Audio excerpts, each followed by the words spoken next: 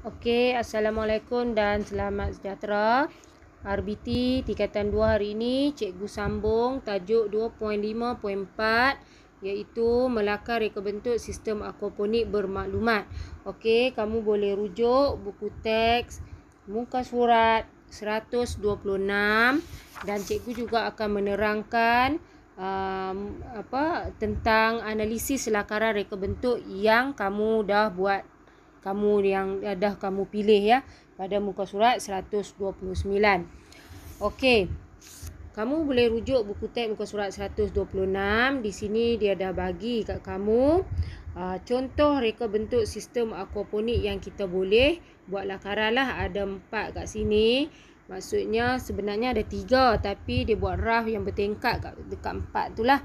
Okey, jadi yang pertama ni bentuk raf, kemudian berbentuk ebb and flow, kemudian kita ada bentuk NFT dan juga berbentuk raf jugalah, rakit tapi bertingkat.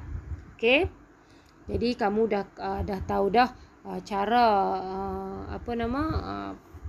cara fungsi dia dan juga komponen yang diperlukan di dalam setiap sistem lah, sistem aquaponik yang ada ni. Okey, kalau kita tengok ebb and flow, dia ada loceng sifon lah dekat situ. Okey, seterusnya kamu boleh rujuk buku teks muka surat 127. Dekat sini dia bagi contoh lah lakaran reka bentuk sistem aquaponik yang menunjukkan komponen-komponen utama yang menjadi asas pada pembinaan sistem kamu lah. Yang ni contoh saja. Okey, tapi kalau tak ada idea, kamu boleh ambil lah dekat sini untuk buat lakaran. Tapi kalau boleh, saya nak kamu buat kreativiti sendiri. Okey, kita tengok 2 contoh yang pertama ni dia buat. Okey. Okey, contoh yang ada dekat sini. Tangki ikan ada dekat tepi tu. Okey, kamu perlu letak maklumat. Bila dah kamu siap buat lakaran, kamu kena letak maklumat komponen yang kamu pakai lah.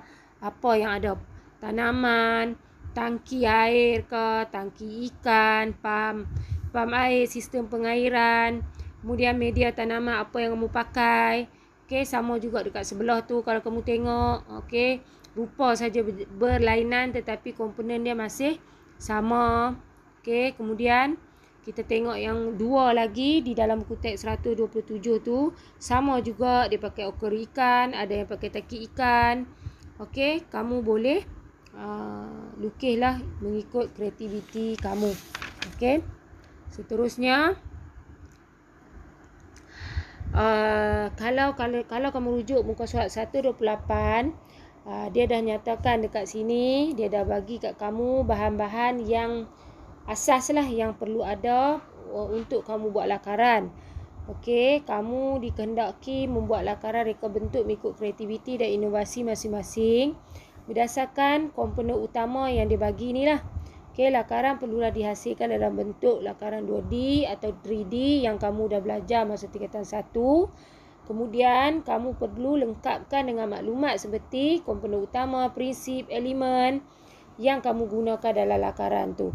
Okey, jadi lakaran ni mengikut kreativiti kamu.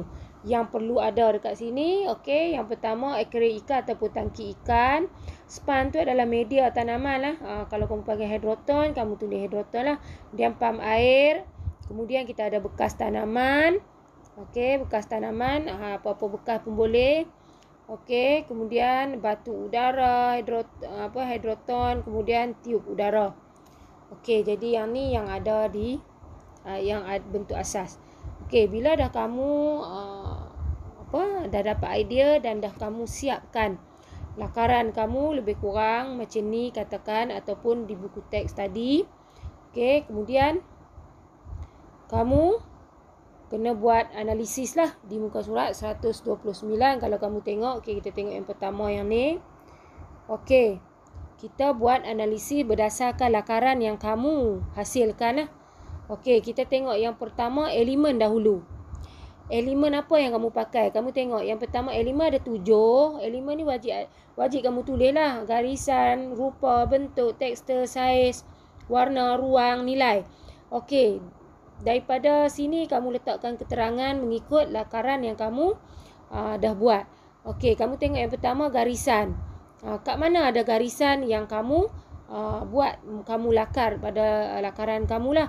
Contoh dia tulis kat sini, cantuman atau sambungan siri titik yang mempunyai ukuran panjang dan jarak. Kemudian rupa, hasil pertemuan antara hujung garisan dengan permulaan. Okey, setiap keterangan yang dibagi kat sini adalah maksud elemen. Okey. Kemudian bentuk objek yang mempunyai ruang isi padu yang kita dah buat hasil tu, lakaran tu adalah bentuk sistem tu. Okey, mempunyai lebih pada satu permukaan berbentuk 3D. Kemudian tekstur pula, bahan-bahan yang kamu pakai ataupun kamu boleh rasa licin ke apa semua tu kan. Jadi rupa bentuk jalinan pada permukaan objek, lukisan dan gambar. Yang ni dia nyatakan saja. Jadi kamu boleh tulislah tekstur licin pada akuarium ikan kan, sebab dia kaca. Okey, yang kasar kat mana? Saiz ukuran yang kamu pakai akuarium ikan saiz macam mana? Okey, kemudian warna, kesan melalui pembalikan cahaya ke atas suatu objek. Okey, maksud kat sini warna apa yang ada lah, yang ada di lakaran kamu. Ruang kawasan kosong yang dikelilingi oleh elemen garisan menampakkan objek dengan lebih jelas lah. Contohnya nama apa, akuarium lah ataupun tangki ikan. Nilai ni merujuk pada impak terang atau gelap suatu tone atau warna. Yang ni maksudnya kamu kena buat rendering lah, rendering dan juga bayang, kesan bayang pada lakaran kamu. Okey, kemudian kita tengok seterusnya prinsip. Ini prinsip. Okey, prinsip kita ada 7 juga keseimbangan. Keseimbangan ada 2, iaitu simetri dan juga bukan simetri. Simetri maksudnya seimbang lah, sama imbang. Kalau tidak simetri ni maksudnya tak seimbang berat sebelah. Okey, jadi dekat sini dia bagi keterangan keseimbangan dari sudut berat, tarikan, tumpuan perhatian ataupun berbentuk simetri. Okey, kamu lukis tu, buat lakaran kamu tu, kat mana ada simetri dia. Ataupun tidak simetri pun kamu boleh nyatakan. Okey, kemudian pengulangan. Penyusunan semula objek secara berulang-ulang dari segi saiz dan bentuk. Dekat mana? Dekat kamu buat tanaman lah. Tanaman lalunya banyak pokok. Jadi kita ulang lah lakaran kita tu. Lepas tu kemudian mungkin hidroton kamu tu, kamu buat bulat-bulat tu kan. Itu adalah pengulangan. Kontras ni perbezaan antara ketara pada ciri elemen yang digunakan. Maksudnya kecil besar, itu kontras.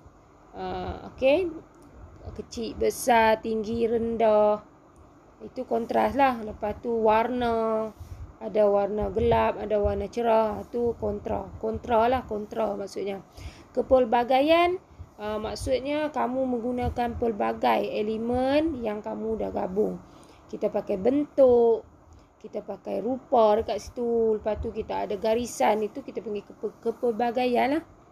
Ada bentuk persegi, ada bentuk bulat, itu kepelbagaian kita pakai dalam lakaran tu lah.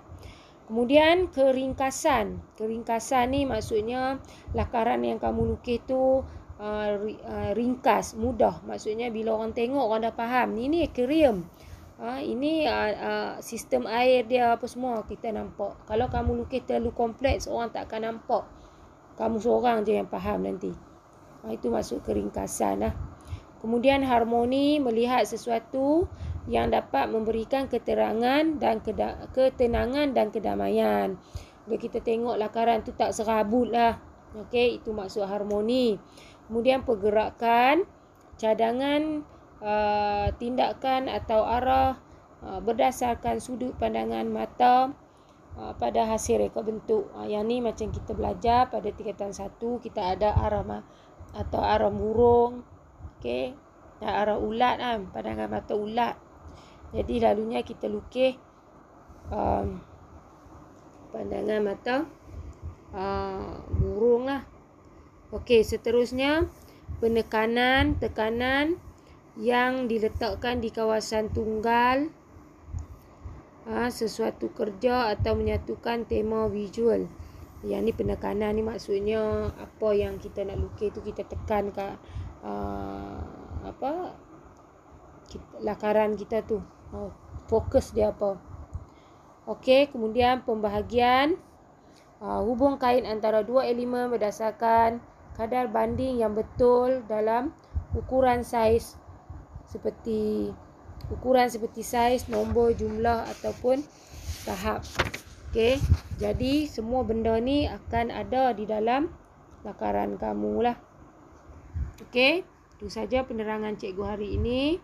Sekian, terima kasih.